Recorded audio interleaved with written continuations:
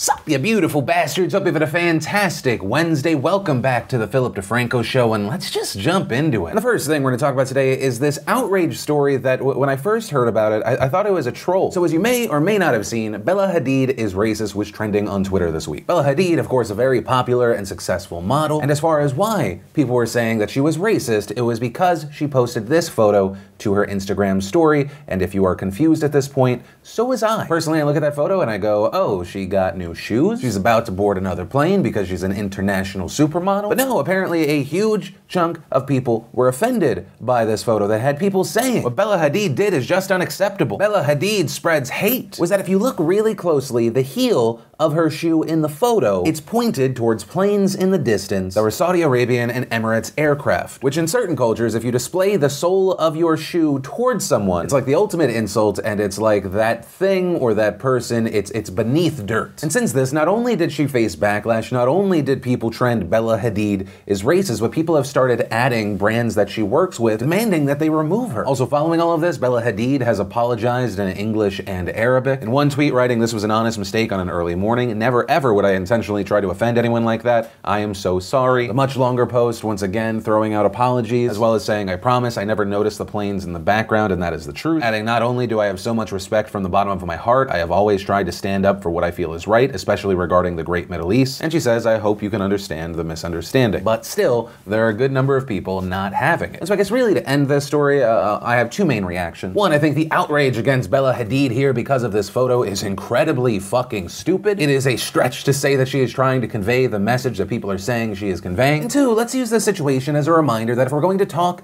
about Saudi Arabia, if we're going to be outraged regarding something involving Saudi Arabia, there are much more important things to mention. Like the fact that Mohammed bin Salman, the Crown Prince of Saudi Arabia, aka Mohammed Bonesaw, is, according to reports, the intelligence community responsible for the death and murder of Jamal Khashoggi. This according to not only what we have seen in the past, but now also today, according to a UN expert as part of an independent investigation, has said there is sufficient credible evidence Saudi Arabia's Crown Prince bears responsibility for the murder of journalist Jamal Khashoggi, with UN investigator Agnes Callamard saying that Saudi Arabia was responsible under international law for the, quote, deliberate, premeditated execution of Khashoggi, and current sanctions on some senior officials do not go far enough. So hey, if we're gonna spend time getting angry about some Saudi Arabia news, maybe that. Or yeah, no, focus on the supermodel who seems to have her heel pointed towards pixelated planes in the distance. Yeah, that makes sense. That should be the priority. And then let's talk about an update around the Bella Thorne situation we covered earlier this week. If you didn't watch it, the oversimplification of that story, Bella Thorne appeared to be hacked. That hacker then allegedly had nude photos of Bella Thorne, and so Bella Thorne said to take back her power, she just posted those photos herself. Initially saying that hackers should watch their back, that the FBI was coming, but then later in another interview saying that the person sounded like they were a juvenile, and so she doesn't want to ruin their life. And of course, following this news, there were a lot of reactions. There were people praising Bella, some blaming Bella, some saying they thought that this whole thing was fake because she has a book on pre-order set to release. Right? People making accusations that this is a PR stunt. But one of the biggest, most noted, most focused on reactions to this story came from Whoopi Goldberg, who is speaking on The View. Listen, if you're famous, I don't care how old you are, you don't take nude pictures of yourself because... But she only wants to share with one person. But she should, listen, when they're hacking you, they're hacking all of your stuff. So whether it's one picture or a million pictures, once you take that picture, it goes into the cloud and it's available to any hacker who wants it. And if you don't know that in 2019, that this is an issue, I'm sorry, your age does not, you don't get to do that. And following that reaction, that became a story. Whoopi started trending. Looking online, the reactions were once again very split. One side, you had people like Katie Babbs tweeting, "Bella Thorne, do not feel beaten down. What Whoopi said is not even worth your time. This isn't the 70s. Many of us are in long-distance relationships and nudes are a fucking thing. No shame here. You're strong." But on the other side, you had people like Devon Franklin who tweeted, "Whoopi is trending because she spoke the truth. If any nudes of mine are leaked, it's my fault, period. I've looked 18 different ways for how she's wrong and I don't see it. Hashtag not sorry." And following this, the story continued because Bella Thorne responded to Whoopi Goldberg, initially writing "shame on you," then writing a long reaction in the Notes app, saying Whoopi's reaction is sick and honestly disgusting, asking so what, a girl can't send her boyfriend that she misses photos of her that are sexy, things he's already seen, adding, "I'm offended for anyone out there who has ever taken a sexy photo. I'm offended for Jennifer Lawrence who feels publicly raped. I am offended for every person who has committed suicide for someone leaking their nudes. Your view on this matter is honestly awful, and I hope you change your mindset as you are hour on a show talking to young girls, then posting videos where you can see she's visibly distraught. You know, I don't really want to go on The View anymore because I don't really want to be beaten down by a bunch of older women for my body and my sexuality. I don't really feel like that. And so I'm going to cancel my interview because I don't really want you guys talking about your views to young girls because I would not want my daughter to learn that, and I would never say that to her. Shame on you, Whoopi. Shame on you, and shame on you for putting that public opinion just out there like that for every young girl to think that they're disgusting for even taking a photo like that. Saying if you take a sexy photo, then it basically deserves to get leaked. Like, don't be surprised at all and don't feel sorry for yourself. So if I go out to a party drinking and I want to dance on the dance floor, do I deserve to be raped too?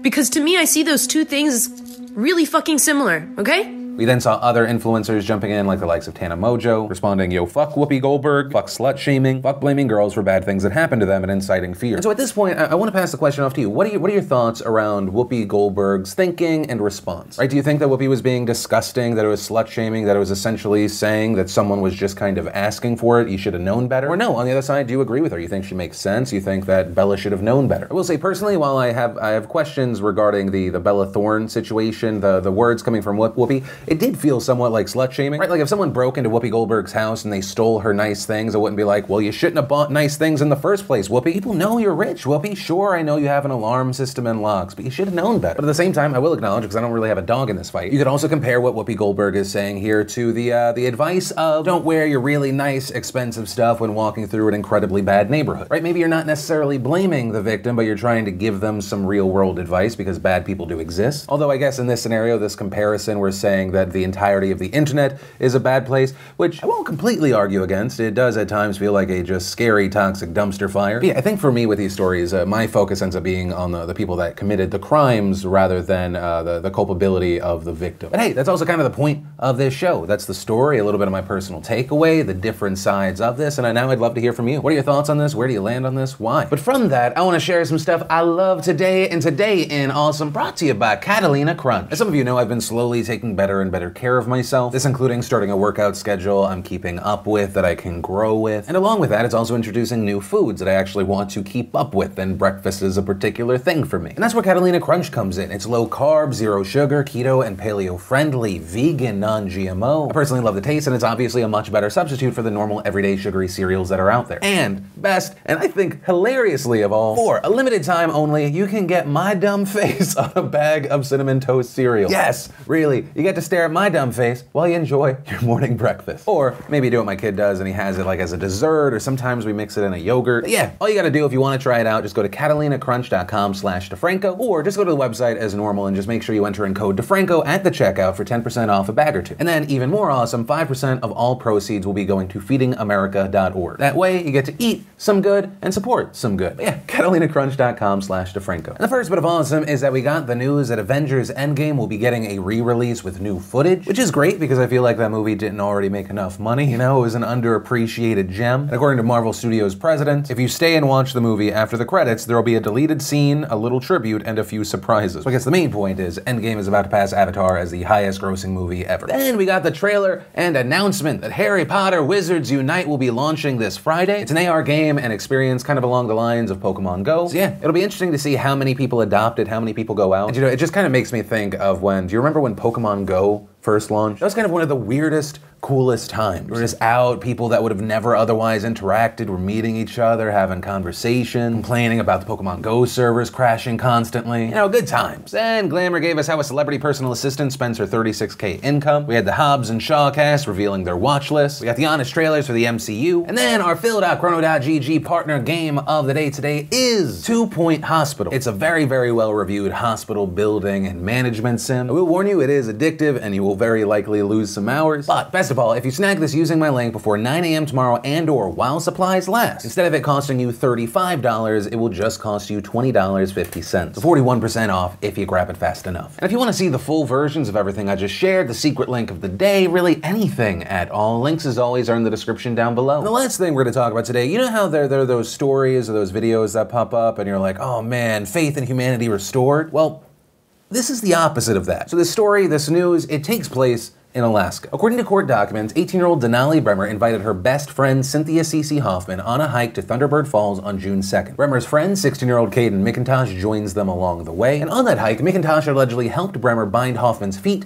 hands, and mouth with duct tape, and then shot her in the back of the head when they reached their destination. Then, after murdering Hoffman, the teens allegedly dumped the body into a nearby river. Then, according to authorities, Bremer texted Hoffman's family to say that they were dropping their daughter off at the park, but then she and McIntosh allegedly burned Hoffman's belongings at another location. And according to Cynthia's father, his daughter was vulnerable because she had a developmental disability that made her operate at a 7th grade level, saying her disability just made her want to have friends. That's all she wanted, was just to be her friend. Now, of course, with this story, there is the massive question of why? Why would they do this? And according to authorities, it's connected to a 21-year-old Indiana man by the name of Darren Schillmiller who convinced the teens to carry out the attack. Reportedly, Bremer and Schillmiller met online and they developed a relationship. And he reportedly told Bremer that his name was Tyler, he provided fake photos, and he said that he was a millionaire who lived in Kansas. And at a point in this relationship, he then allegedly offered her $9 million or more to rape and murder someone in Alaska and send him photos and videos of the killing. Right, so this is a catfishing story, but on crack. So following this offer, Bremer then allegedly recruited other friends to help her carry out the attack, which regarding that, authorities say that along with McIntosh, Bremer, and Schillmiller, 3 other suspects have been charged. And of those other 3 involved, 2 are juveniles and one has been identified as 19-year-old Caleb Leyland. Police say that these other teens agreed to participate because they believe that they would each receive a cut of the payment, though at this time, police have not clearly explained what role each had, although we did learn that Leyland told police that he had been promised $500,000 for his role. Also, according to authorities, Bremer only learned that Tyler wasn't who he said he was until after her arrest. In fact, when she was first questioned by police on June 6th, Bremer allegedly claimed that she had gone to Thunderbird Falls with Hoffman and McIntosh to just take pictures of each other wrapped in duct tape, claiming that she had no idea that McIntosh planned to shoot Hoffman. But, according to prosecutors, once Bremer realized she had been catfished by Schillmiller, she ultimately admitted to being solicited by Schillmiller to commit the murder and that the murder was planned. Also, after searching Bremer's cell phone, they found a lot. Investigators uncovered sexually explicit photos and text messages between her and the catfish. They also found directions from Schillmiller on how Bremer should sexually assault a child for his viewing pleasure. Regarding that, Bremer said that he had directed her to sexually assault 2 minors, one who was 8 or 9 years old and the other one who was 15. Regarding this, FBI agents said that they were unable to find videos of the younger child, but they did find that Bremer had actually sent Schillmiller child pornography that featured the 15-year-old victim. Also, regarding Schillmiller, upon his arrest, he had allegedly admitted that he had picked Hoffman as Bremer's victim and said that they discussed murdering someone else after killing Hoffman, but later abandoned that plan. Also telling officials that they had planned this murder for 3 weeks and said that Bremer was in full communication with him during the killing, including sending him Snapchat photos and videos. And according to prosecutors, Schillmiller also allegedly admitted that he had plans to blackmail Bremer into raping people after the murder, and so he was just going to keep this going. But with all of that said, ultimately where we are right now, you have 6 defendants being charged with murder and conspiracy charges. Schillmiller and Bremer have also been indicted on first-degree solicitation to commit murder charges. Additionally, Bremer and McIntosh were hit with charges for tampering with physical evidence. And finally, Schillmiller and Bremer are also facing child pornography charges, and Schillmiller is awaiting extradition to Alaska. Now, as far as what Bremer has to say for herself in a June 8th court appearance, she said, quote, "I know what I did was wrong, and I know I could have probably done something different if I was able to, and I don't want my daughter knowing that her mom grew up to be a killer because I don't see myself as one." Now, of course, the counter to that is,